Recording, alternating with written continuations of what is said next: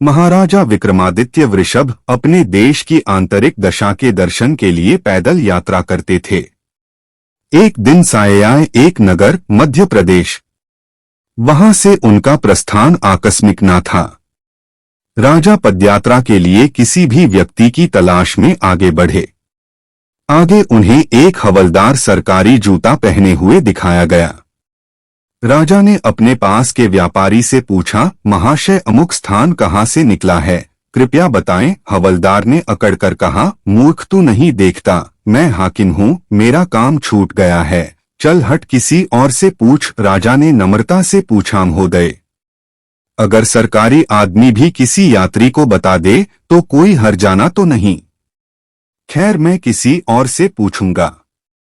इतने पर तो बताइए कि आप किस पद पर काम करते हैं। हवलदार ने भौहें चढ़ाते हुए कहा, अंधेरा है। मेरे कंधे को देखकर पहचानना नहीं कि मैं कौन हूं। राजा ने कहा, शायद तुम पुलिस के सिपाही हो। उसने कहा, नहीं, उससे ऊंचा। टैब में कौन से नायक हैं? नहीं, वह भी ऊंचा। अच्छा तो आप हवलदार हैं? हवलदार ने कहा, अब तू जान गया कि मैं कौन हूं। इस पर तो बताओ, इतनी जिज्ञासा करने का तेरा मतलब क्या है और तू कौन है? राजा ने कहा, मैं भी सरकारी आदमी हूं। सिपाही की ऐंठ कुछ कम हुई।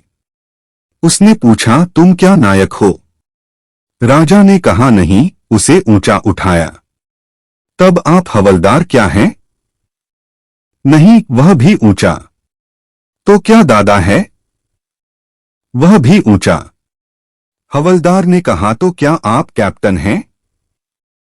राजा ने कहा, नहीं, वह भी ऊंचा है। सेंटरदार जी हैं? नहीं, उसकी भी ऊंचाई है। अब तो हवलदार को चिंता होने लगी। वह पूछते हैं, तब आप मंत्री जी हैं? राजा ने कहा, भाई, बस एक सीढ़ी और बाकी रहेगी। सिपाही ने गौर से देखा तो शादी की पोशाक में महाराजा विक्रमादित्य सामने हैं। हवलदार के होश उड़ गए। उसने राजा के दोस्त की हत्या कर दी और बड़ी दीनता से अपने अपराध की प्रेमिका लगा ली। राजा ने कहा, माफ फ्रेंड की कोई बात नहीं है। मैं जानता हूं कि जो नीचे है वह इकाई ही अकाड़ते हैं। जब तुम बड़े बनोगे तो मेरी तरह तुम भी नम्रता का सिद्धांत सीखोगे। जो धीरे धीरे ऊंचा होता है वह ऊंचा होता है, वह ऊंचा होता है, और जो ऊंचा होता है वह ऊंचा होता है। ऐसा कहा गया है, विद्या विवादाय धनम मदाय शक्ति परशाम परिशोधन खलस्य सधोर विपरीत मेतत ज्ञानाय दानाय च रक्षणाय। दुष्ट व्यक्ति के पास विद्या हो तो वह विवाद करता है, धन हो तो घमंड करता है, और शक्ति हो तो लेख परेशान करता है।